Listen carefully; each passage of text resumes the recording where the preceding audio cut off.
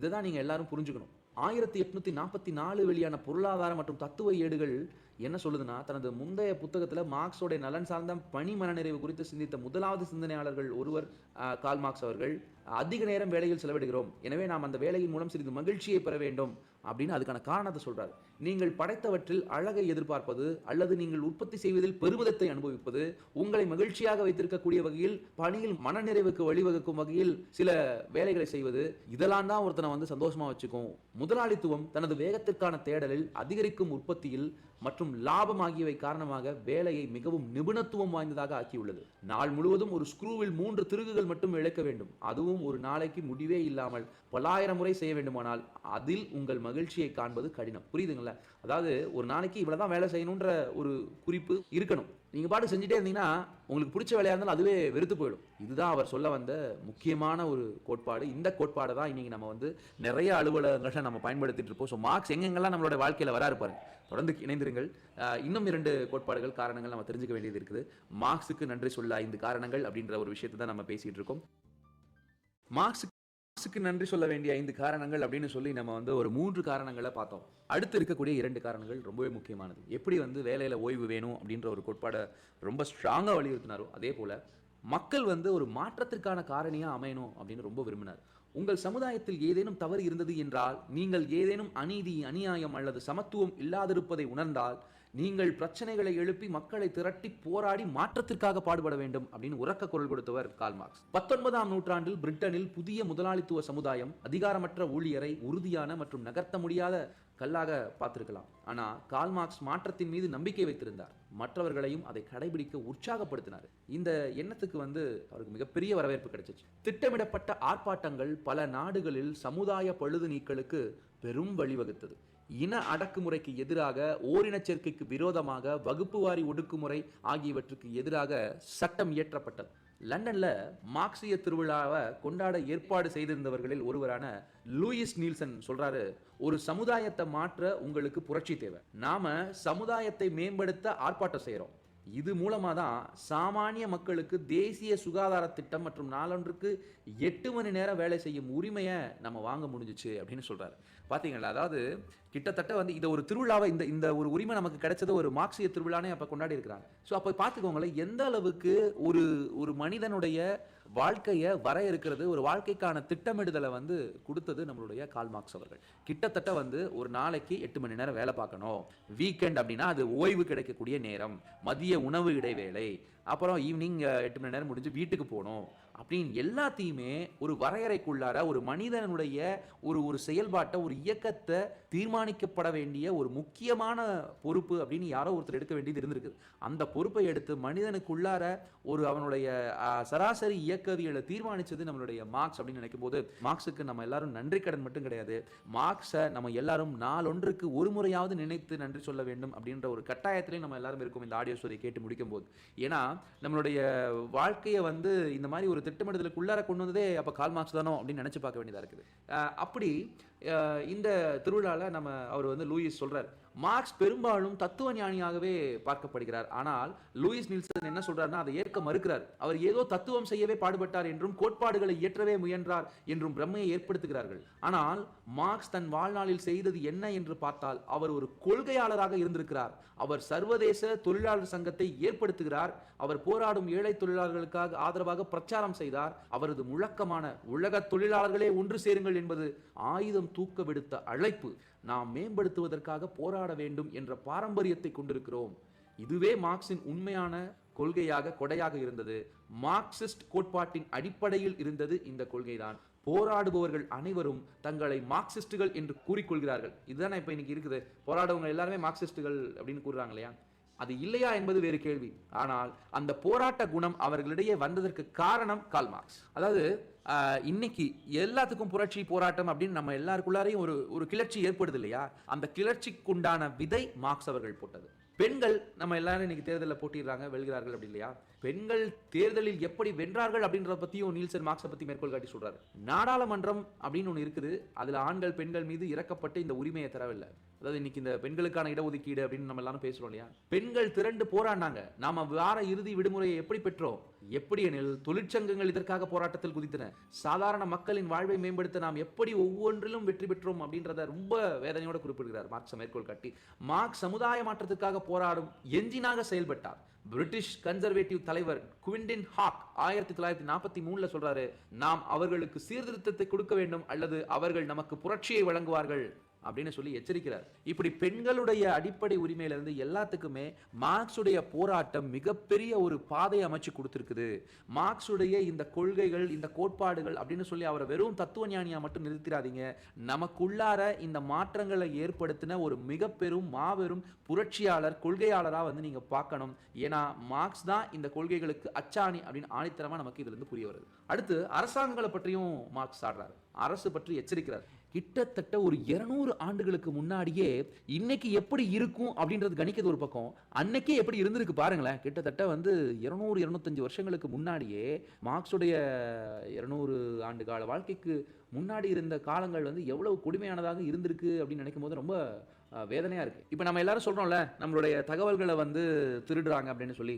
Google வந்து சைனாவுக்கு வந்து பின்கதவு வழியா சாவியை கொடுத்துருச்சு. சும்மா ஒரு நம்ம எல்லாரும் பேசிப்போம். ஃபேஸ்புக், இன்ஸ்டாகிராம் இது போல சமூக வலைதளத்தை பத்தி நம்மளுடைய தனிப்பட்ட தகவல்களில் வந்து கொடுத்துட்றாங்க, எடுத்துடுறாங்க அப்படின்லாம் இருக்குல்ல. இதெல்லாம் பற்றி மார்க்ஸும் ஏங்கல்ஸும் 19th செஞ்சுரியிலேயே சொல்லிட்டாங்க. அப்படியா? ஃபேஸ்புக் பற்றியா, கூகுள் பற்றியா? ஆச்சரியமா இருக்குல்ல. ஆம், அவர்கள் அன்றைக்கு சமூக வலைதளங்களில் தீவிரமாக ஈடுபடலை, அப்படிலாம் ஒன்றும் கிடையவே கிடையாது. ஆனால் புவென்ஸ் ஐரிஸ் பல்கலைக்கழகத்தின் குற்றவியல் பேராசிரியரும் நியூயார்க் பல்கலைக்கழகத்தின் ஆராய்ச்சி மாணவருமான வலேரியா வீஸ் என்ன சொல்றாருன்னா, அவர்கள் இருவரும் இதன் அபாயங்களை முதல் முறையாக இனங்கண்டு ஆராய்ந்து விளக்கினார்கள் அப்பவே அப்படின்றாரு. எப்படிப்பா, கொஞ்சம் புரியுற மாதிரி சொல்லுப்பான்றீங்களா? மார்க்ஸ் மற்றும் ஏங்கல்ஸ் அரசுகளுக்கும் வங்கிகளுக்கும் வர்த்தக துறைக்கும் காலனிமயமாக்கலுக்கு பிரதான காரணியாக திகழ்ந்த ஒத்துழைப்பு வளையங்கள் குறித்து மிகவும் கவனமாக ஆராய்ந்தனர். ஆனால் அவர்கள் இதை 15ஆம் நூற்றாண்டிலேயே சொல்லிட்டாங்க அப்படின்னு நம்ம வேக்வீஸ் சொல்றார். எவ்வளவு பெரிய ஒரு பயங்கர சிந்தனையாளர்களா இருந்திருக்கணும்ல. ஆனால் அவர்கள் நிறைவாக என்ன சொன்னார்கள்? உதாரணத்துக்கு, அடிமைத்தனம் காலனி ஆதிக்கத்தை மேலும் விரிவுபடுத்தும், சட்டம் இயற்றுவதும் அதற்கு ஆதரவாக அமையும். இத வேக்வி சொல்றாரு மார்க்ஸோடைய கொள்கைகளை மேற்கோள் காட்டி. மார்க்ஸ் அதிகார வர்க்கம் மற்றும் ஊடகம் குறித்து தெரிவித்த கூறான கருத்துக்கள் 21ஆம் நூற்றாண்டிலும் புதிதான கருத்து போல நம்ம எல்லாம் அத்தையும் பார்க்க வைக்குது.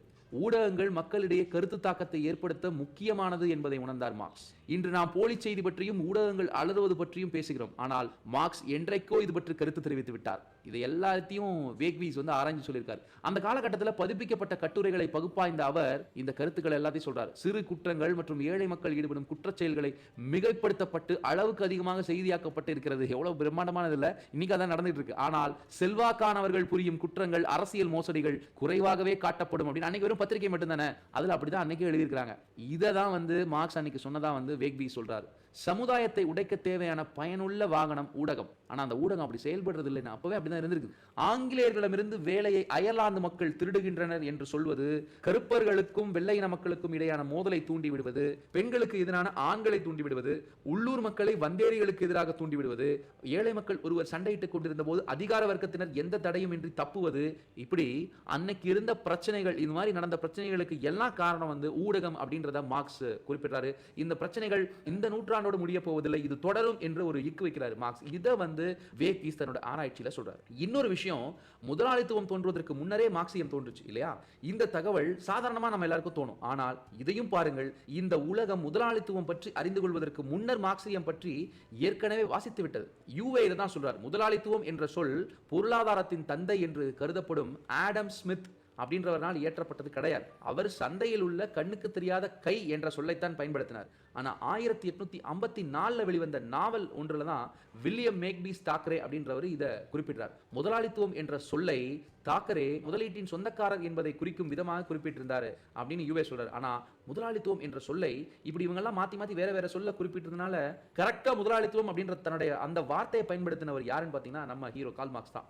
அவர் தனது 1867ஆம் ஆண்டு இயற்றிய மூலதனம், டாஸ் கேபிட்டல் இங்கிலீஷ்ல, இந்த நூல்லையே அதை பயன்படுத்தி இருக்கிறாரு அப்படின்னு யூவே ரொம்ப ஆணித்தரமா சொல்றாரு.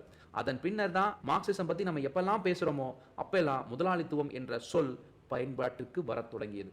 இதுதாங்க இந்த 5 கோட்பாடுகள். இந்த 5 காரணங்களுக்காகவே நம்ம எல்லாரும் மார்க்ஸுக்கு நிச்சயம் நன்றி சொல்லணும். எஸ், நன்றி சொன்னதோடைய நம்மளோட ஆடியோ ஸ்டுடியோ ஆல்மோஸ்ட் நெருக்கத்துக்கு வந்தாச்சு. எண்டுக்கு வரப்போகிறோம். தொடர்ந்து மார்க்ஸுடைய இறப்பை பற்றி நம்ம பேச போகிறோம். எங்கேயும் போயிட வேணாம், தொடர்ந்து கேட்டுருங்க. மார்க்ஸுடைய இறுதி காலகட்டம் அப்படின்றது தனது வாழ்நாள் முழுவதையும் சிந்திப்பதிலேயே கழித்த மார்க்ஸுக்கு கடும் மார்புச்சலி நோயும் நுரையீரல் வீக்கமும் ஏற்படுது. இது ஒரு பக்கம் இருக்க 1881 டிசம்பரில் அவருடைய மனைவி அன்புக்குடைய காதலி ஜென்னி இறந்து போகிறாங்க. அந்த இறப்பு அவரை படுக்கையில் தள்ளுது. ஏன்னா ஜென்னியுடைய காதல் அப்படின்றது நிச்சயமாக மார்க்ஸுக்கு ஒரு மிகப்பெரிய இழப்பு. அதாவது மார்க்ஸுடைய ஜென்னியுடைய காதல் அப்படின்றது பார்த்திங்கன்னா 17 வயதிலேயே காதல் ஏற்படுது. லுத்விக் வான் வெஸ்ட்பாலன் அப்படின்ற அவருடைய பொண்ணு தான் ஜென்னி வான். அவங்களுடைய காதல் ஏற்படுது. அப்போ ஜென்னிக்கு வயசு 21, மார்க்ஸை விட 4 வயசு பெரியவங்க. குடும்ப பிரச்சனை காரணமாக தன்னோட காதலை மறைச்சு வச்சிருந்த மார்க்ஸ் ஜென்னியோட 29வது வயதில் திருமணம் பண்ணிக்கிறாரு. இவங்களுக்கு 7 குழந்தைகள் என்றாலும் 4 குழந்தைங்க இறந்து போயிடுறாங்க. 7ல் 4 குழந்தையா இருக்கிறப்பே இறந்து போயிடுது. ஸோ இப்படிப்பட்ட ஒரு காதல் தான் மார்க்ஸ் அண்ட் ஜென்னியுடைய காதல். ஸோ அப்படி நம்ம மார்க்ஸுடைய மனைவி ஜென்னி இறந்து போன உடனே அவர் ரொம்ப அதாவது எப்படி சொல்கிறது, ஒரு மிகப்பெரிய பக்கபலமாக இருந்தவங்க தான் ஜென்னி. எப்படி சொல்கிறோம் அப்படின்னா, மார்க்ஸுடைய மனைவி எந்த அளவுக்கு ஹெல்ப் பண்ணியிருக்காங்கன்னா, ஜென்னியோட பெற்றோர் இறந்ததுக்கப்புறம் அவங்களுக்கு கிடைக்க வேண்டிய எல்லா, அதாவது ஒரு மரபு வழியாக கிடைக்க வேண்டிய பணம் எல்லாத்தையும் அவர் என்ன பண்ணுறாங்க, ஜென்னி மார்க்ஸுக்கு அத்தனையும் லண்டனுக்கு குடிபெயர்றதுக்காக கொடுக்குறாங்க. அது மட்டும் இல்லாமல் அவருடைய எல்லா நூல்களுக்கும் எல்லா ஆய்வுகளுக்கும் ஒவ்வொரு வாட்டியும் ஜென்னியோட இந்த பணம் ரொம்பவே உதவியாக இருக்குது. அதையும் அவர் என்ன பண்ணுறாருன்னா, தனக்குன்னு எதுவுமே சேர்த்து வைக்காமல் தன்னுடைய குழந்தைகளுக்குன்னு எதுவும் இல்லாமல் தன்னுடைய ஆய்வுகளுக்காகவும் கட்டுரைகளுக்காகவும் கொள்கைகளை ஆராய்ச்சி செய்வதற்கான புத்தகங்களை தேடுவதற்காகவுமே அந்த பணத்தை செலவு பண்ணுறார். அப்படிப்பட்ட ஒரு புரிந்துணர்வு காதல் நம்ம ஜென்னிக்கும் மார்க்ஸுக்கும் இருந்திருக்குது. 1881 இறந்த 2 வருஷம் ரொம்பவே மன உடைஞ்சு தன்னுடைய உடல் மட்டுமே இங்கே இருக்குது, என்னோட உயிர் என்கிட்ட இல்லைன்ற அளவுக்கு மார்க்ஸ் தன்னுடைய நண்பர்கள்கிட்டையும் தன்னுடைய சில புத்தகங்கள் வாயிலாகவும் சொல்கிறாரு ஜென்னி இறந்த அந்த துயரத்தை. இப்படிப்பட்ட மார்க்ஸ் 1883 மார்ச் 14ஆம் தேதி லண்டனில் காலமாயிடுறாரு. ஏங்கல்ஸ் தான் அவரோட இறுதி சடங்கை நடத்தி வைக்கிறாரு. அப்போ ஏங்கல்ஸ் என்ன சொல்கிறாருன்னா, உலகின் மிகச்சிறந்த சிந்தனையாளர் சிந்திப்பதை நிறுத்தி கொண்டார் அப்படின்னு ஒரே வார்த்தைகளில் தன்னுடைய துயரத்தை வெளிப்படுத்தி ஸ்டாப் பண்ணுறாரு. அதுக்கப்புறம் தான் மார்க்ஸுடைய கையெழுத்து, அப்புறம் மார்க்ஸுடைய அதாவது அந்த குறிப்புகள் எல்லாத்தையும் வச்சுக்கிட்டு தன்னுடைய 2வது மார்க்ஸ் எழுதணும்னு நினச்ச அந்த 2வது புத்தகத்தை நம்ம ஏங்கல்ஸ் வெளியிடுறாரு. அது ஒரு நண்பனுக்காக நான் செய்யக்கூடிய ஒரு மிகப்பெரிய பாக்கியம் அப்படின்னு சொல்கிறாரு. கையெழுத்து பிரதியை வச்சுக்கிட்டு தான் எடிட் செஞ்சு வெளியிடுறார். மார்க்ஸ் இறந்து ஒரு நூற்றாண்டுக்கு பிறகு 130 கோடி பேர் மார்க்சிய சிந்தனை உடையவர்களாக மாறியிருக்கிறார்கள். மனித குல வரலாற்றில் வேறு எந்த இயக்கத்தின் கொள்கைக்கும் இத்தனை ஆதரவாளர்கள் இருக்கவில்லை அப்படின்ற நம்பிக்கை அவர்களுக்கு இருக்கிறது அப்படின்னு தான் இன்றைக்கி மார்க்ஸோடைய ஆதரவாளர்கள் எல்லாருமே சொல்கிறாங்க. ஸோ அப்படிப்பட்ட நம்மளுடைய மார்க்ஸ் எந்த அளவுக்கு ஒரு புரட்சி நாயகனாகவும் உலகத்தை மாற்றி அமைக்கக்கூடிய ஒரு உன்னத வேலையை செய்த ஒரு உத்தம நாயகனாகவும் நம் மனதில் இவ்வளோ நேரம் ஒரு ஆடியோ ஸ்டோரி மூலமாக இருந்தார் அப்படின்றத நம்ம எல்லாரும் தெரிஞ்சுக்கிட்டோம். கார்ல் மார்க்ஸை பற்றின ஆடியோ ஸ்டோரி உங்களுக்கு நிச்சயமாக பிடிச்சிருக்குன்னு நினைக்கிறேன். உங்களுடைய கருத்துக்களை பதிவிடுங்க. ரொம்ப ஒரு எளிய குறிப்பு, எல்லாருக்கும் புரிய வேண்டிய ஒரு சிறு குறிப்பாக தான் இந்த ஆடியோ இருந்திருக்கும். இன்னும் நிறையா தெரிஞ்சுக்கிறதுக்கு இன்னும் அடுத்த ஒரு சுவாரஸ்யமான புத்தகங்களோட உங்களை சந்திக்கிறேன்.